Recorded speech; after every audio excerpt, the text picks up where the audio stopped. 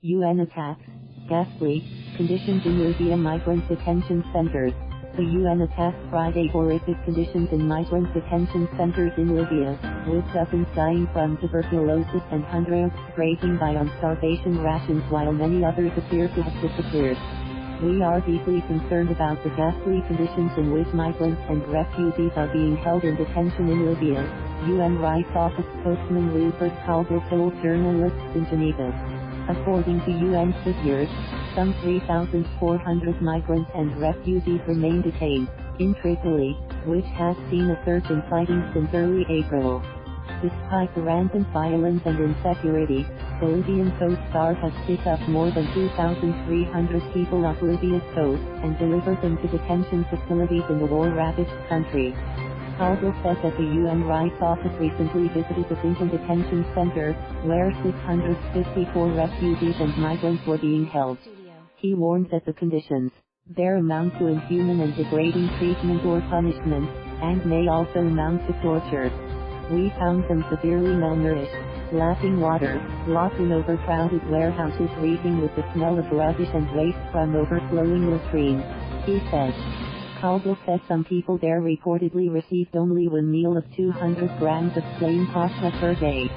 Thus the 432 Eritrean nationals detained there, including 132 children, reportedly received only half that ration.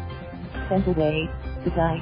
At the same time, he said, 22 people at the facility had already died of tuberculosis since last September, while another 60 people suffering from tuberculosis have been locked in a separate isolation hangar, which Colville described as a hellhole.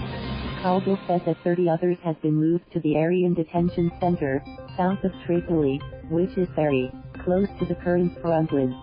They have reportedly been sent there to die because there are no burial facilities for Christians in Zintan, he said. Tuberculosis need not be a killer disease, but in these circumstances, clearly it is killing people, and there is a risk that others will die, he said, stressing, this is really a crisis. Colville also pointed out that since the end of April, the Libyan Coast Guard said it had delivered hundreds of people to a facility in Al-Khoms, which is under the oversight of the Department for Combating Illegal Migration, DCIM. This includes 203 people delivered on May 23 alone.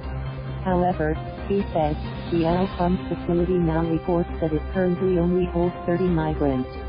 This is particularly worrying given reports that migrants are being sold for forced labor or to smugglers, promising transit to Europe, Colville said, also lamenting reports that some women have been sold for sexual exploitation. Colville called upon the Libyan government to immediately launch an independent investigation to locate these missing people. The Libyan Coast Guard and the DCIM must ensure that they are accountable for every person in detention, and that their human rights are respected, he said. /B. Thank you for watching. Please subscribe.